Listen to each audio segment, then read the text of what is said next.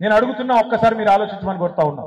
ప్రభుత్వం వచ్చిన కొత్తలో డిసెంబర్ 2023లోనే ఆనాడు 1,06,00,000 అప్లికేషన్లు తీసుకున్నారు ప్రజాపాలన పేరు మీద. 1,06,00,000 అందులో ఏమేమి అడిగినారు?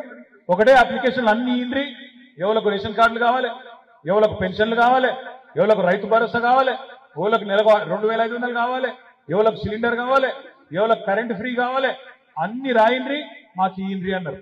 ఇది ఎప్పుడు? డిసెంబర్ 2023లో. ప్రజాపాలన అన్నారు, 1,06,00,000 దరఖాస్తులు తీసుకున్నారు. తీసుకొని మరి సంవత్సరం దాటిపోయింది.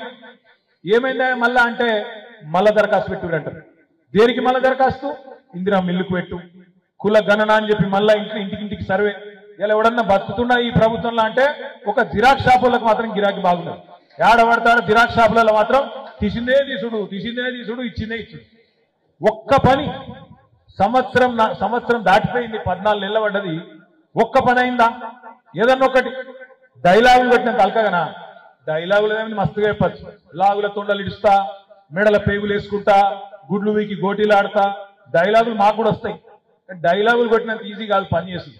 ఇప్పుడు పని చేస్తే ఇప్పుడు తెలుస్తుంది మోస్టోన్కి ఎంత కష్టం ఉంటుందో, ఒక ప్రభుత్వాన్ని నడుపుడంటే ఎంత కష్టమో ఇప్పుడు తెలుస్తుంది రేవంత్ రెడ్డికి, కాంగ్రెస్ పార్టీ వాళ్ళకి.